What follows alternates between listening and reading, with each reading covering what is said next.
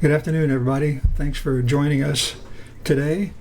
We have a special guest with us, a travel photographer out of Brighton, UK, Soli Levi. Soli was born in the Congo, and he runs photo workshops into Namibia and Zanzibar. So with that, let me let Soli go ahead and take over and introduce himself. Soli? Thanks for having me. Thanks for this chat over here. I'm just, like you say, I was born and raised in Africa. I live now in the UK, and I've been very attracted to going to Africa now because I see it with different eyes. I like going back to Namibia and Zanzibar, which are one of the best places to take photos. So I've been doing photography now for about 4 to 5 years, and I basically have been developing every year a certain style of photography, which is hold on, I can hear a lot of noise in the background here. James, can you check if I have some noise here? Hold on a second. Turn it down the volume over here. How's that? Can you hear me now? Yeah, I can hear you well. I don't hear anything on my end other than your voice. Okay. All right. Now, because I was hearing a lot of feedback. Okay, yeah. So basically, I've been doing photography for not too long now, and what I like about my connection to Africa is because I feel it's the right place for me to start to enjoy all the beautiful places that Africa offers. It's such a big continent, and I think that with the landscape and the wildlife, you can't really beat Africa. So for me, everything is in one place, and you got tribes, you got you got deserts, you got canyons, you got all kinds of different variety that you probably would find in America or South America, but when you have all the wildlife included in there, you realize that it's the perfect mix. And that's what I've been doing now, doing photography there, and trying to make it a full-time job where you're taking people on tours. It's just also something where you truly enjoy what you do, you're passionate about what you're doing, and then if you can combine your work with your passion, then you have the right combination. So I think that most of my work you get a lot of effort, and it should come naturally. So this is a little bit about me. I don't know what to say about me, but I think that's a good way to put it. Well, that's a good way to put it, because I've always heard that if your work is something that you love to do, you really never work a day in your life. And I know that's it. I've been following your Instagram for quite some time now, and I just think your photography is really phenomenal. Plus your post-processing that you add to it, it really makes everything pop. Yeah. So let's bring your web page up, and you could take us through a few of these images here. Okay, cool. Let me get this one with the triad. Yeah, well, this is in the Kalahari. This is the sand people, the Bushmen, like they call them. And what I'm really happy with this photo is that 2 weeks earlier I had bought a wide-angle lens, and I was putting it to the test, that wide-angle lens, and so we went out for a walk with them early in the morning, so we were able to see the clouds, because later on we don't really see any clouds in the Kalahari. It gets really bright, but just the way everything works in that photo, the composition is exactly what everybody's dreaming of having, especially the way it's framed naturally, with having the legs of the woman right there and having the little boy right there in the middle. and none of them are looking at me. So it's one of those shots where you got to be prepared for the shot. You got to be really ready for it and follow the scene. And then, I don't click too many photos. I do a single shot usually. And in that circumstance, it was just one shot, and I managed to get that photo. So I was a bit lucky, and everything worked. So not just to be lucky, but to be prepared. I went really low with my wide-angle lens, 10 mil, on a Fujifilm camera, which is a crop sensor, and the light was perfect. So yeah, that's what happened with that shot. Yeah, that's fantastic. Let's Yeah. let's move on to the next one. Yeah, this is still in the Kalahari. It's a bit different because I was not using a camera. I mean, I was using a drone, and the good thing about the Kalahari is that there's a lot of sand, so it's very easy to isolate an animal or a plant or a tree. So you have this. So in this situation, what I did is when I took the shot in raw format, I ended up making everything, all the sand really smooth, and just keeping the tracks of the cheetah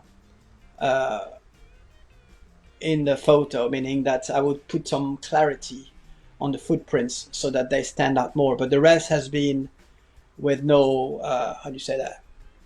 Just getting rid of the clarity to make to give it a smooth look in Lightroom. And then I added some light coming from the top of the cheetah to face the shadow. So just a few editing tricks, and that's about it. That's the story of that shot. And you pretty much do all your editing right in Lightroom, correct? Yeah, Lightroom is my is something that I've learned alone by myself, and then also it's very intuitive. It's very easy to work with. It's really easy to learn, and everything is right next to you. And I never use Photoshop, but you have all the palettes right there. It's easy to access everything, and of course, the more you do it, the more you will understand how you can work the photos. But it's a drone shot in this case, so the sensor is not very big, but you still manage to get some decent photos. Yeah. That's fantastic. The sharpness with the animal is really nice. Yeah. All right. So this is a shot that all these shots that you see are part of my trips in Namibia. This one here was in the Sestriam region, which is on the west part of Namibia, and over there you have you're waiting for that moment where everything comes together. We have the foreground, in the middle you have this beautiful foreground where you have your camera really low on the ground, and then you focus into the oryx. So in this situation here, I was lucky to have the oryx look at me, and then I was able to take the shot. But then if you look around when you do the post processing, you realize that there's a lot of information in the photo. There is in this case you have a lot of stones, you have a bit of grass, yellow grass, green trees at the back, and these golden rocks that you have in the foreground. So this is a shot that I had to act quickly, and it was in bright daylight. But in Lightroom, of course, you can always darken the sky, you can darken the foreground, and then you can put a light source coming from the left to give it a look of the sun coming on the side. So, I played a bit with my color palette, also a bit of green, a bit of green, and then brushing the grass with orange, with the orange tint. And then, a bit of clarity here and there. I mean, and then when you know something you're happy with, and that's it. That's how you keep the photo, because I think when you do wildlife photography, it's very important to, how do you say that? It's important to show everything around, not just the animal. I think you got to tell the story of the whole area where it lives, what's the surrounding like, what it feeds on, and also the landscape in the back, which you can see is the beautiful mountain over there. So that's what's important for me, is to always include the surrounding with the wildlife, not just focus on the animal. So that's the shot. Yeah, bringing in the environment that really really builds on the Bringing image. the environment, yeah, Hmm. yeah. And that's the same thing on this one. Just putting my camera on the ground. It's a technique I use quite a lot, because I just put my camera on the ground and then I flip my screen so that I know exactly what the camera is looking at. And then I don't have to be on the ground. I just set the camera down, and then you have this beautiful blurry effect on the foreground, because you're just it's out of focus. But then you have the oryx here in focus, and then of course you have to wait for the right moment to take the shots. Hmm. You see, there's no point to take hundreds and hundreds of photos, because later on you get mixed up with when you come to Lightroom, you don't know, you can't find it. So it's also important to take your time, take a single shot, maybe two or three shots, but don't just go on shooting away like a machine gun. I mean, you can take your time and wait for the moment to happen, and when you see it, take the shot. But this is also that was also a very bright day over there in a bright day in Namibia. It was really bright, but with the filters that I use in Lightroom, you got the top, in the middle, and the bottom. You just add filters, you darken, you just play around with the colors and a bit of texture and a bit of clarity, and you bring down the saturation, and then you have something that you know you're happy with. Remember that photography is something that makes you happy. It's not about what makes other people happy. You have to be happy with what you see, and it's more like an art form. Yeah. Photography for me is art. People say, oh, this is not the real photo because it's not out of the camera. It's not a JPEG. JPEG. JPEG is still a compression. So this is the camera doing it for you. Right. When you shoot in RAW, you, the human, the man, uses the creativity to create that. Hmm. If the camera could create something like that, trust me, people would do it. Yeah. But because a camera can only do contrast, tones, highlights, and shadows, maybe, you're only limited to that. So when you shoot in RAW, people can say this is not photography. It doesn't matter. You have to go there out in the field and take the photo, but also use your creativity. That's the reason they create cameras that shoot in RAW, to Right. give you the possibility and the technology that. Yeah.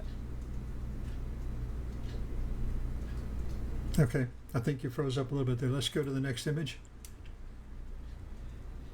Okay. This here is this here is the Giro. This is a composite of two photos that I took. One was the foreground with the giraffe in Etosha National Park, and the background is another one that I took in Namibia with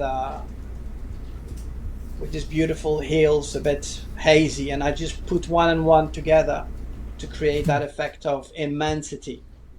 So, like I say, these are real photos taken with the same camera in different circumstance, but the color combination of the light green and a bit of orange brown grass, for me, it works really good. So it's very important to have also a very good color combination.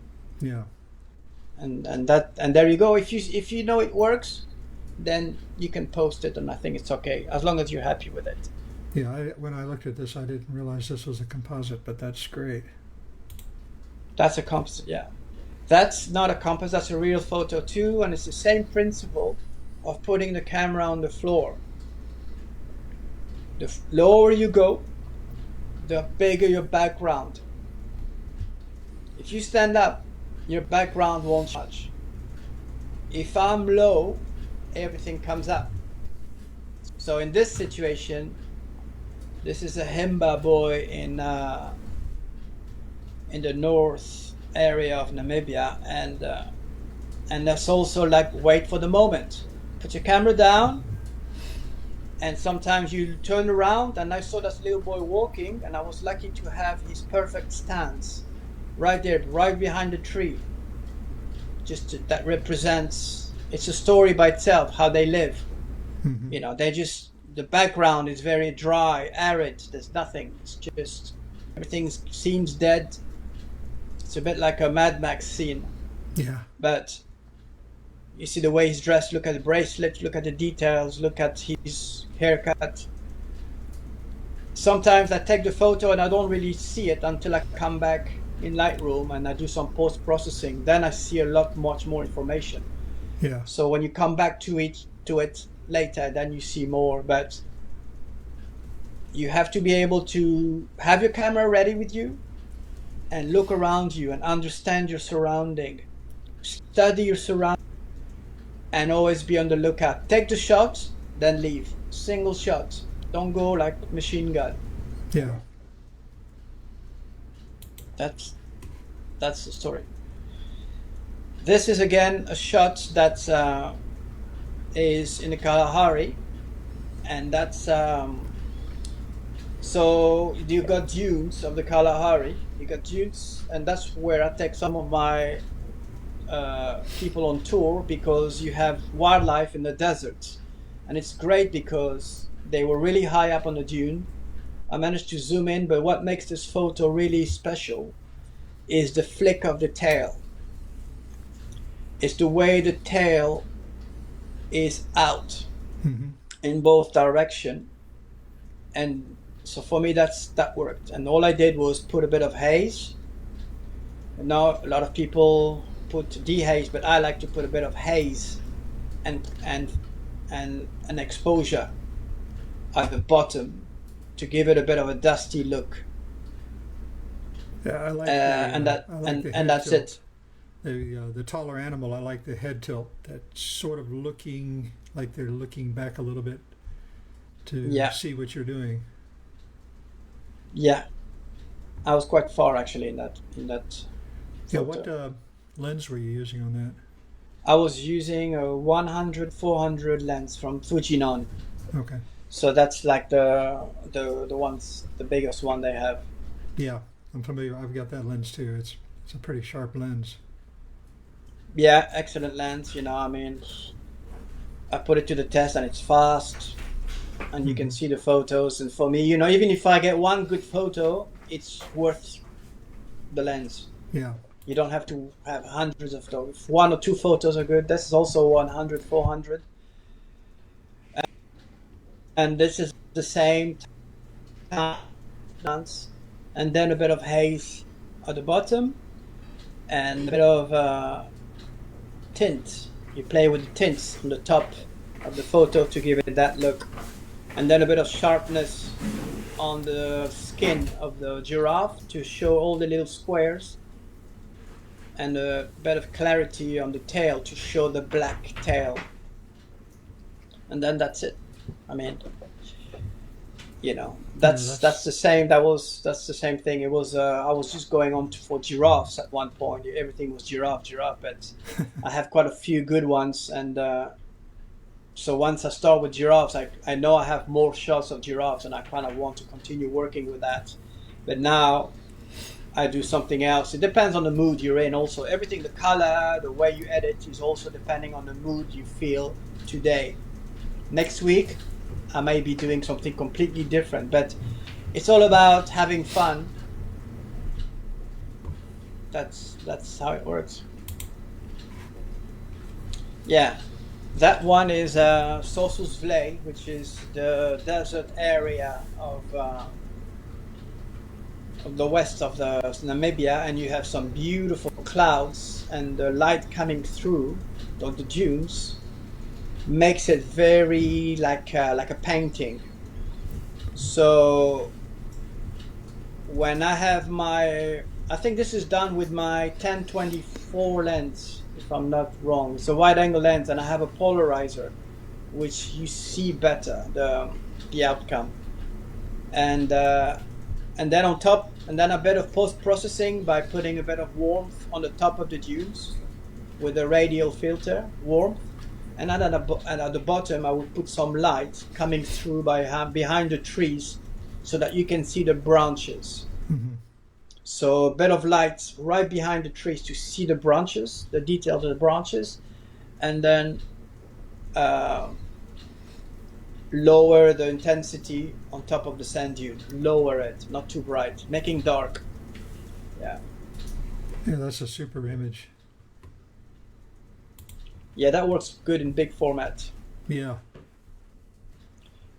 Yeah, that one is a typical example of what I tell my people that come with me on tour, is always tell them to look around you, look behind you, look for details, look for shadows, look for anything.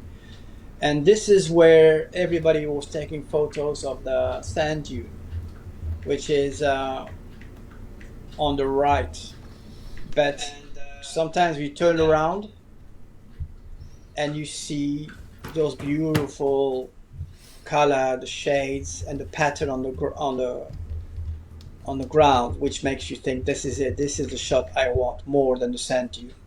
Because you just have to turn around sometimes, and it's right behind you, the magic shot.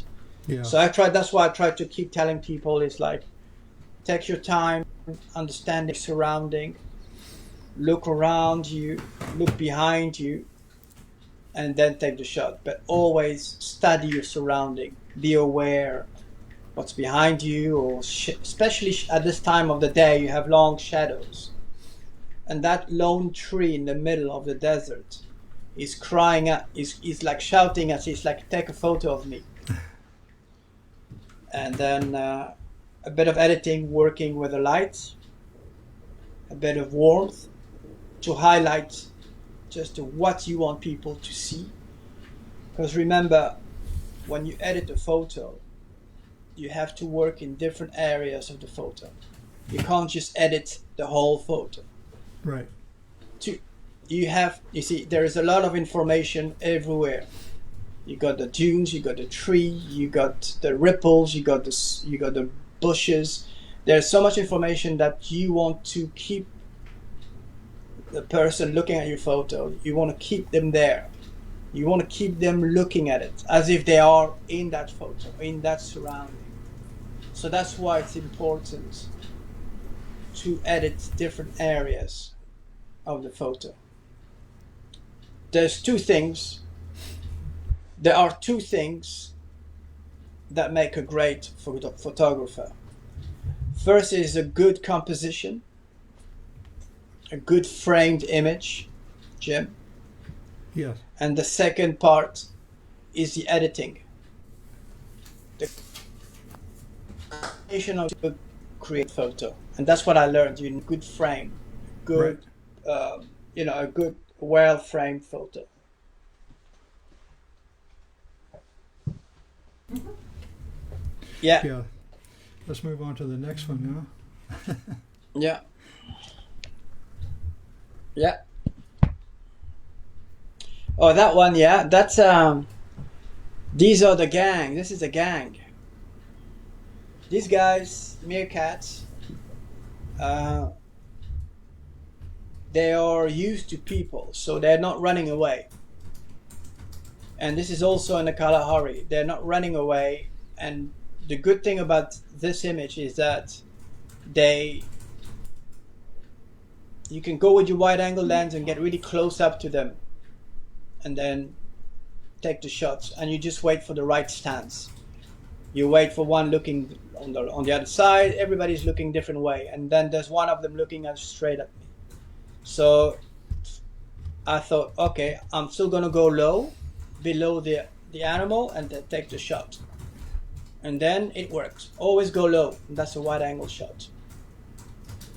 I like how they're lined up at different heights, starting at the front and then going to the back. Yeah. The lines that yeah, it makes. It's like a big brother until small brother. Yeah. Yeah. Oh, this is very intriguing. This is a very easy edit of a photo that was completely lost. what I'm doing in what I've done here is basically just put a lot of haze. But what I like is, remember that in each photo you have to look at what's quirky about the photo. What's quirky about this photo is the tail.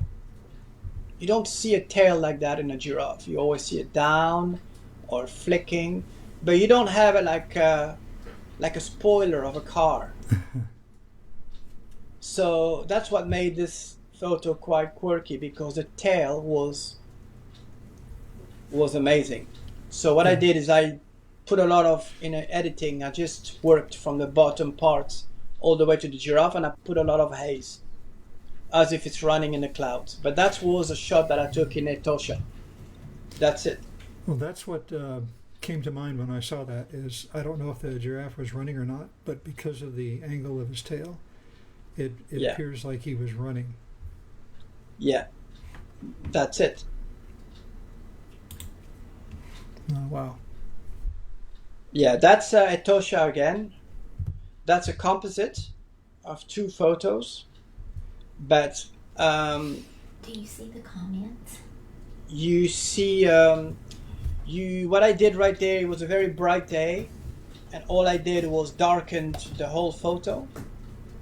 I put a lot of contrast, make the grass very dramatic, and then added the sky. But that's Etosha. But what I like about this photo is that the immensity of the place. You know, if you go to Etosha, it's like got a big salt pan, and it's very flat and dusty, and it's really flat. So in this situation here, I just like the way all the wildebeests are aligned in this plane of infinity, kind of like the Masai Mara maybe, and then make everything a bit dark and moody and dramatic, as if, and then dark clouds, as if just to give it a bit of a mood. But that's one of my favorite shots. Yeah, that's fantastic. Yeah. So that's again, composition mainly. Thinking, okay, well, I have one tree in the middle by itself, nothing else, and then a sand dune. Everything around is just sand, so there's no water. It's just a desert. So it's all about, when you take a photo, you got to think, what can I do to make it more dramatic? But sometimes the right color, the right light that you can play with is enough. And in that case, I use that chrome, that kind of like chrome color. Mm-hmm. No colors at all, mainly. It's basically almost black and white. And then I put the light source. So we've got a couple of we got a question that came in through Facebook. I don't have my social media connection coming into the screen here, but I had a question on here of one of the last shots. They asked, "Were you lying down for that shot?" Which shot do you mean? I'm not quite sure which one they were speaking of. I'll find out. My wife's over here monitoring. Yeah. She'll check with the user to see which shot it was, and we can address that then. Yeah, that's fine. Okay, cool. Any more questions? Let's see. Everybody's liking the tips. No more questions at this time, but let's move to the next image. Okay, cool. Oh yeah, okay. So that's also in the Kalahari. It's a drone shot. But like I was saying earlier, it's a good thing about the desert. It's just a lot of sand, so all the wildlife and the trees, everything stands out. And you can see that the editing over here, what I liked is the social distancing. Okay, so you have social, that was like what people were talking about. So when I did that shot, it was social distancing. But what I like about that is the way they are leaving tracks on the sand. Yeah. And then you have that dead tree right there. It just gives you a feel of infinity and freedom. Um, and I made everything smooth on the sand by getting rid of all the clarity and all the little dirt. It took me about a good hour to clean the sand, everything, and then leave just the tracks and the ostrich so that it looks like they are running on powder. Yeah. But it's a bit, but the sand is in the Kalahari is a bit more, there's a lot of dirt and stuff. So I had to do a proper cleanup. But you know, what I wanted is the feel of the ostrich, the one with the meerkat. Okay. Yeah. I heard that. Okay, cool. Yeah, you heard Yeah. that. So let's go back to that. Yeah. Yeah, let's So move coming back to your meerkat. yeah. Right there. Okay. Okay, this one of the meerkat, and I said to you as earlier, Jim, is how I told you I was like they're not afraid of people coming up to them. So all I did is I had my flip screen, I had my XT1 camera, and I just went low. I didn't even lay on the ground. I just put my camera down, kind of low, and looked at my screen, and just took and just focused on the meerkat. That's it. Okay. Cool. So that's the XT1 that you're using, right? Yeah, it's the brand new XT1 2020. Okay. No, it's a joke. They have the XT4 now. Let's put a 4 sticker over the one. Yeah. I'm gonna put 4, and they won't know. It's not touch screen, you know. I got rid of the touch screen. Let's go back to Yeah. where we were. Okay, there's a new one. And that's another one of the 1024 lens, a wide angle lens, going really low and focusing on the ripples of the sand dune. Okay, so people, you see, the good thing about in Namibia, you know, it's like there's not too many people, so there's not many foot tracks, and that's a good thing. Everything is the way it was. Yeah. And it's very clean, and you just look for the spot where you can go really low on with your camera. Aim for what's the subject in this photo is the ripple leading to the dune. Mm-hmm. And then if you have the tree added on the side, you'll take it. But what I wanted to stress out is the ripple on the sand leading to the sand dune. And then I added a bit of pink tint, and that's about it. And just worked on the texture and clarity where the ripples, so that you can see more of the details, and putting a bit of light on areas, just so people can see the long lines. Yeah.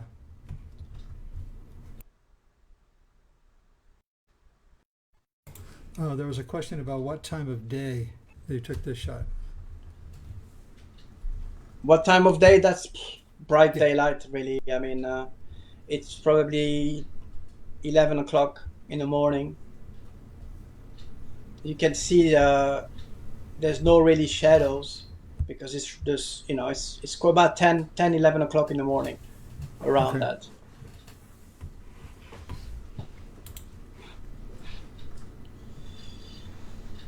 Yeah. Wow. That is one of my most. I did that shot not too long ago, actually. This is a composite of 2 shots. Over here, I took a shot with a drone of the ostriches, and then the shot that I took in Sossusvlei of the sand dune. So what I did is, I just put big, but it's also realistic because you do see a lot of ostriches there in that area of the park. But the light hitting on the top was matching the light hitting on the ostrich, and I said, well, that works. Yeah. Same color, and it's just to show that these ostriches, these animals, survive in the desert. So that's what the photo was, just to show that there is life and a lot of beautiful wildlife, even in an area where you think that there's nothing going on. Yeah, that is amazing.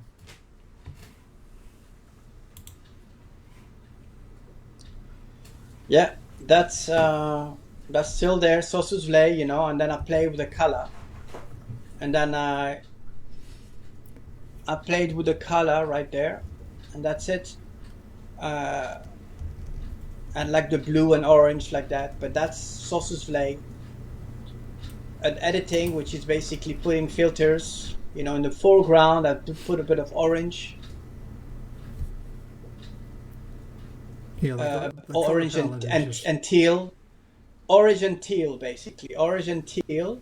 yeah, And then in the background, I put also a bit of a teal color to give it that, because sometimes, you know, it's always brown, brown, brown, but sometimes, you know, I change a bit of color. Yeah, and you can see the grass, and you can see the infinity of the dunes. yeah, yeah. The color palette is just amazing on this one. Yeah. So you also do. Now I'm sorry. it's just depending on the mood that you're in. Actually, for the editing, there's no fixed way of editing. Everything is depending on what works at the Yeah. time. Yeah. So you also do some fine artwork too. I noticed. Well, Um, mm-hmm. View photos. yeah, view photos. Yeah. He has another question. Does he only use Lightroom? Yeah, somebody just Yes, I another do. question. Just Lightroom? Yes. Do you? I only use Lightroom. I never use Photoshop. Now, you sell these images online as far as this is Yeah. concerned with the. Well, all those images that I've taken are high-res photos that could easily be anywhere in your living room or your bedroom. And what I did is I did a simulation of how it will look on in your house, Okay. on your wall, so people can have an idea what it will look like. All of those photos, and I think that they're all high quality, 1.8 meter, really big prints, signed with a certificate of authenticity and limited edition. Not too many people, and it's one of those things where I have so much content that it could work in any situations, like in a dark room, maybe in a bright room. So what I did here is you have an idea of what it will look like in a home, or in any kind, in a room, for example. Yeah. You know, it kind of matches the background. Yeah. It matches. It has to match the furniture, and I think that it's important that people understand that it needs to look kind of like something that will work well in the photo. And it's a bit of Africa on your wall, which is Right. always something nice.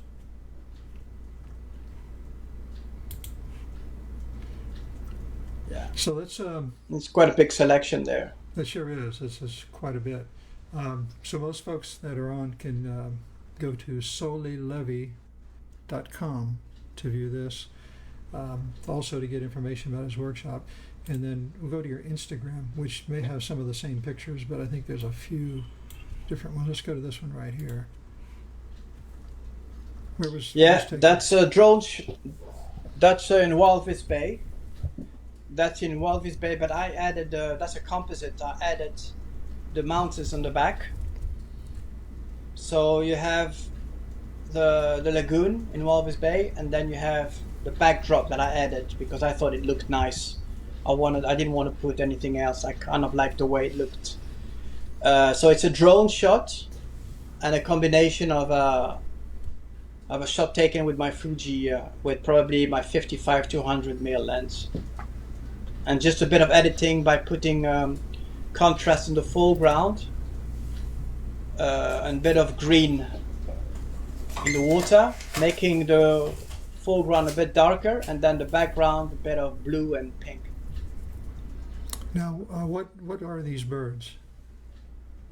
These are flamingos. These are flamingos, right? They just don't have the pink Yeah. color. Yeah. No, because there's two kinds of flamingos. These ones are there's I don't know. There's two kinds, but this is the white one. Okay. Yeah.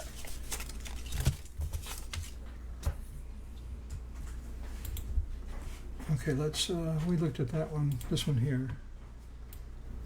That's another shot of the flamingos where they were flying away, and I have a zoom, a Mavic Zoom, which is one of those drones where you can zoom in. Yeah. It's basically the only drone that can zoom.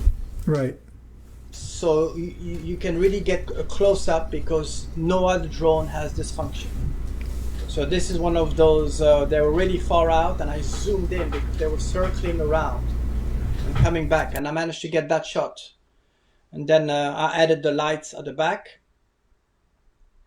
and that's it. Yeah, that's a fabulous shot. Yeah, you can see there were hundreds of them. I like this image here. Is this a composite? Yeah, that's a composite. That's a bushman walking away, and that's the bushman walking away, and then I added the storm cloud. Okay. Now, interacting with the locals like this, the tribes, do you approach them to get these pictures, or what is your interaction with them? There is a place where they stay at in Kalahari, and they sell their jewelry. They have their lives there, but they also work at that compound. So it's mainly for photo opportunities. It's they have their little village in the back, and we go there and walk with them, and they teach us about their way of life and how they lived and how they survive in the desert. So it's always a good opportunity to be with them on that walk. But they live there. They are there based all year. Yeah. Okay. I was just curious about that. I don't really know them. I don't really know them personally, but they show you, they show you how they live. I buy bracelets from them. I buy things from them. But it's also, it's generating money for them also. They make money from that also to survive, and right. Right. Because people want to go there and they want to take photos of them. Yeah. Let's go back to your page, and why don't you go over a bit about your workshops? Yeah. I'm going to actually switch to a different screen here. Okay. Why don't you go over your workshops in both the areas that you go to? Yeah. Well, if you want amazing landscape, amazing tribes, amazing wildlife, and especially the place that you go to, I think Namibia offers freedom of moving out of your car and having everything around you, and it's the immensity of the place, and it's also you being connected with nature. It's the silence. It's everything that Namibia represents, which is basically it's so big as a country that what we do in my tour is we drive all around the country, which is about 3,000 kilometers, and what we do is do multiple stops in different areas of the country. We start in the Kalahari. We have all the wildlife and the lifestyle and the landscape, and then we continue on the west to the dunes, and then we go up to the north, and then we go to Etosha. So the Skeleton Coast, or anywhere you go to in Namibia, is just amazing. It's something that you've never seen before. It's that big contrast that you see of desert and wildlife that you don't see anywhere else. And it's got that, you go to Namibia once and you always want to come back, because it's got that thing where it doesn't, it stays with you. And that's what happened with me. I keep going back there all the time because I feel very connected to the place, and it's also a very safe place to be in Africa.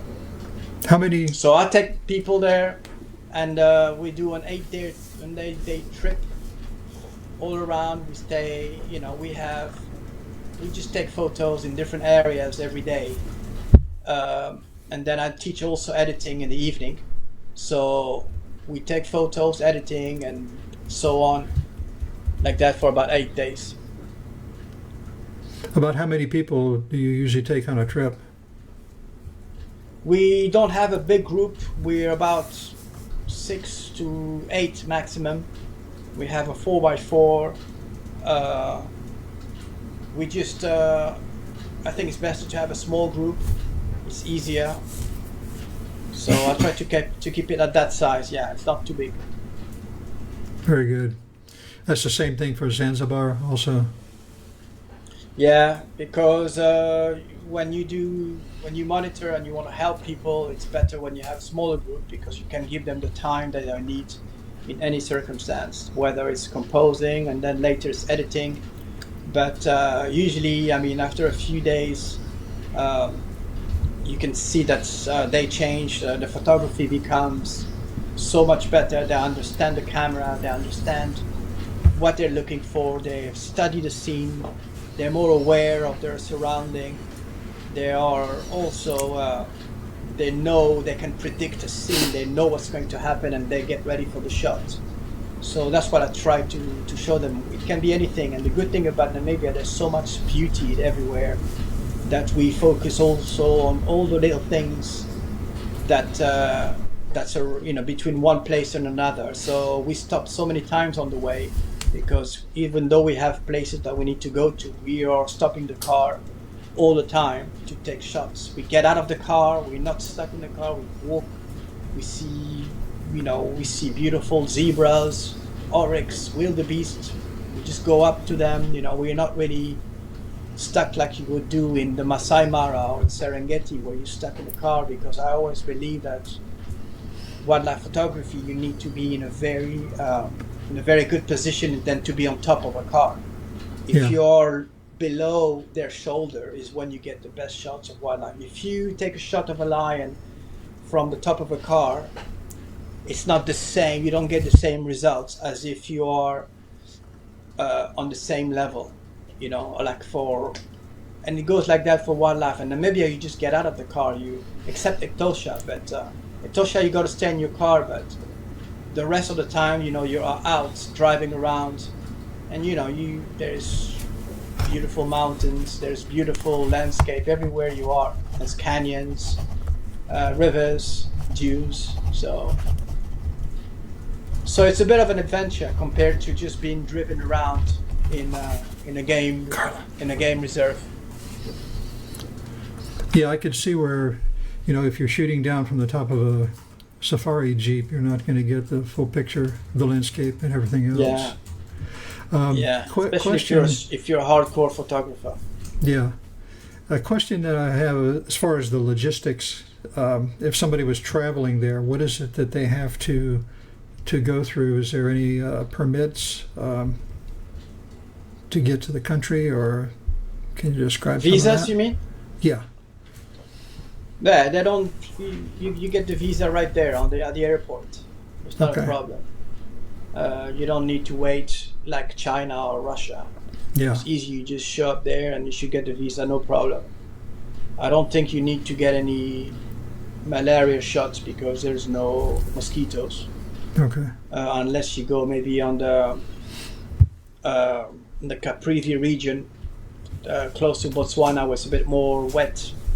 But no, you don't really need anything. You just need good health, basically.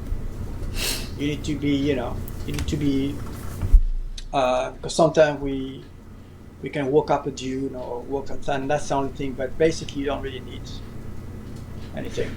Now you fly the drones there. If somebody came on a trip, would they be able to bring their drone? I think that you need a license to bring your drone. You need a license, and you need all these things that they ask you. But because they never reply, even if you want to bring your drone, they never get back to you. They never tell you to bring it or not to bring it. So, but I'll bring mine because The only thing I have to lose is a fine and my drone. So Yeah. yeah, I'll bring it. It's worth it. Yeah, But absolutely. of course, you got to respect not to fly in national parks. But the rest of the places, you can use it. It's all right. Yeah. Yeah. Very good. Well, we asked the folks that are on the live on Facebook if there was any other questions. Haven't seen any comments come through at this point, but Yeah.